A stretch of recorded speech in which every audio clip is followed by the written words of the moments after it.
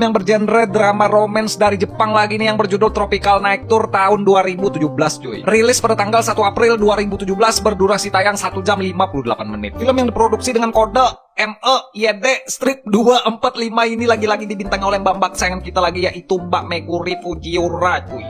Mbak Megu mulu ya tiap hari ya. Nih gue bikinin playlistnya nih lama-lama nih. Berkisah tentang seorang pria yang telah kehilangan pekerjaannya dan memutuskan untuk kembali ke kampung halamannya. Mengetahui adik laki-lakinya sudah berkeluarga saat ia tiba di rumah, pria ini malah mengambil kesempatan dengan istri adiknya sendiri saat adiknya itu bekerja. Apakah yang akan terjadi dengan hubungan persaudaraan dua kakak beradik ini di ending cerita? Penasaran gimana alur cerita dari film ini? Siapkan cemilan kalian, langsung aja kita gas ke pembahasannya cuy. Anusa, hontonin mozo bundayo. Mondai nai, shinpai ni moratsa. Sudah.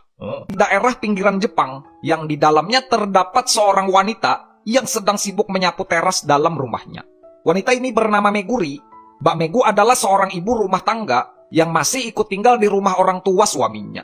Saat Mbak Megu sibuk menyapu, ia pun dikejutkan oleh kedatangan seorang pria gundul yang kepalanya licin kayak ubin pondok lama ninja. Pria gundul butek bernama Takeshi. Takeshi adalah saudara tertua dari suaminya Mbak Megu yang bernama Shinji. Hari itu diceritakan adalah hari pertama Takeshi pulang ke rumah ayahnya setelah ia kabur dari rumah orang tuanya itu beberapa tahun yang lalu. Sesampainya di rumah, karena merasa bersalah, Takeshi pun langsung segera berdoa dan meminta maaf kepada mendiang ibunya yang diceritakan sudah tiada. Beberapa saat, datanglah dua orang pria yang ternyata itu adalah Shinji suaminya Mbak Megu dan pemilik rumah atau ayah mereka sekaligus mertuanya Mbak Megu. Shinji diceritakan berprofesi sebagai tukang kayu dan sekaligus penerus usaha kayu yang tidak lain adalah milik ayahnya sendiri. Dengan sepiring jamuan buah semangka, sang ayah pun meminta Takeshi gundul, Shinji, dan istrinya yaitu Mbak Megu untuk duduk bersama guna bertanya ada masalah apa sampai-sampai anak sulungnya yang kabur dari rumah mendadak kembali setelah beberapa tahun sudah berlalu. Mendengar hal itu, dengan mimik muka yang malu, Takeshi pun menjelaskan kalau ia baru saja kehilangan pekerjaannya di Tokyo dan sudah menyandang predikat pengangguran karena tempat ia bekerja melakukan pengurangan karyawan. Shinji yang masih kesal karena abangnya pergi dan membuatnya bekerja keras untuk keluarga mereka, ia pun bilang kalau abangnya itu hanya bisa membawa masalah ke rumah saat kepalanya sudah terlalu licin dan kelamaan tidak tumbuh rambut. Akan tetapi mau bagaimanapun, sekesal-kesalnya Shinji dengan kepala abangnya, ia tetap peduli kepada saudaranya itu dengan membelikan bir karena tahu abangnya tidak mempunyai uang. Saat Takeshi hanya tinggal berdua dengan ayahnya di ruangan itu, sang ayah pun bertanya apakah Takeshi sudah mempunyai rencana untuk kedepannya. Meskipun Takeshi diceritakan tidak mau bekerja sebagai tukang kayu seperti Shinji adiknya, Takeshi yang juga tidak mau mempermalukan keluarganya, ia pun bilang kalau ia hanya akan tinggal sementara di rumah itu dan akan segera mencari pekerjaan secepatnya. Malamnya, saat Takeshi sibuk mencari lowongan kerja di internet, ia yang pusing dan tak bisa tidur malam itu, Takeshi malah mendengar suara gemuruh badai angin ribut yang ia rasa berasal dari lantai bawah. Takeshi yang merasa kepalanya bisa digunakan menjadi senjata tumpul, ia pun tidak takut dengan apapun dan segera mengecek suara gemuruh apa yang ia dengar itu. Menyadari kalau suara itu berasal dari kamar Shinji adiknya, Takeshi pun terkejut saat ia mengintip dan mengetahui kalau suara gemuruh badai itu ternyata adalah suara Mbak Megu yang sedang dicangkul-cangkul. Melihat bola-bola api bergelindil-gelindil membentur ke segala arah dengan mata saringan yang ia miliki, Takeshi pun dengan tenang menganalisa bola-bola salju Mbak Megu agar ia bisa mengetahui kelemahannya.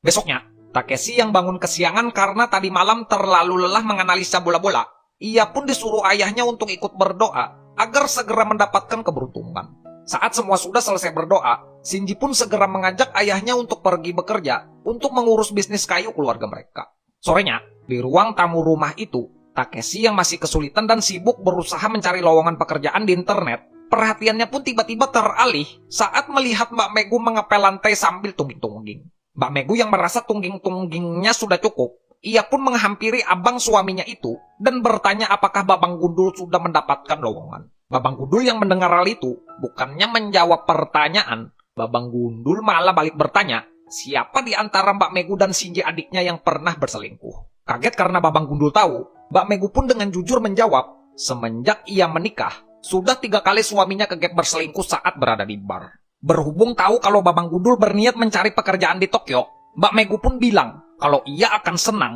jika Babang Gundul mencari pekerjaan di dekat rumah mereka saja. Dengan niat baik, Mbak Megu pun mendoakan abang dari suaminya itu agar segera mendapatkan pekerjaan.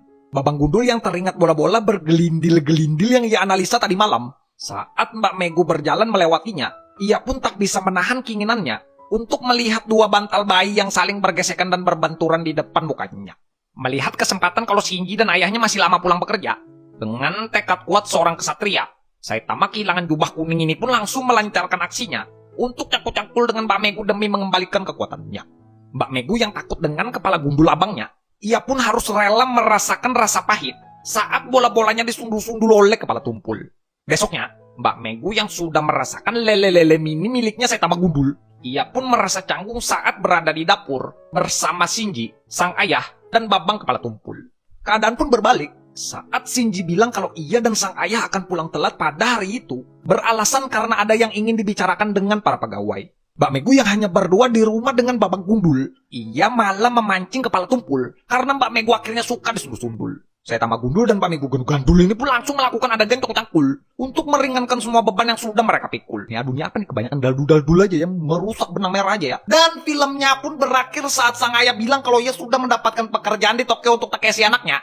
Dengan Mbak Megu yang menyimpan rahasia dan harus merelakan kepergian kepala tumpul pacul cuy.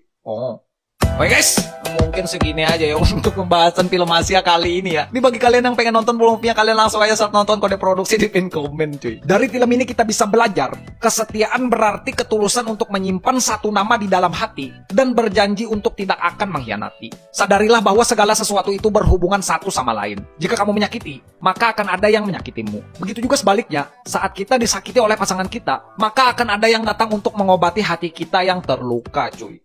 Pokoknya yang jelek-jelek jangan dicontoh, kita ambil pelajaran yang baik-baiknya aja cuy. Mantap nih gua nih. Seperti biasa gua mau ngucapin terima kasih banyak buat kalian yang sudah nonton dan terima kasih banyak buat kalian yang sudah subscribe ke channel Caramel Popcorn. Jangan lupa juga subscribe ke channel Caramel Popcorn 2ND, channel kedua kita ya, karena channel itu nanti bakalan aktif mengupload video juga, linknya ada di deskripsi cuy. Nanti kita bakalan bahas film-film Asia yang bagus-bagus lagi ya. Ya mungkin segini aja untuk video kali ini. Jangan lupa like, comment, share, dan subscribe. Gue Demi sebagai narator pamit, sampai ketemu di video selanjutnya. Thanks for watching guys, bye bye.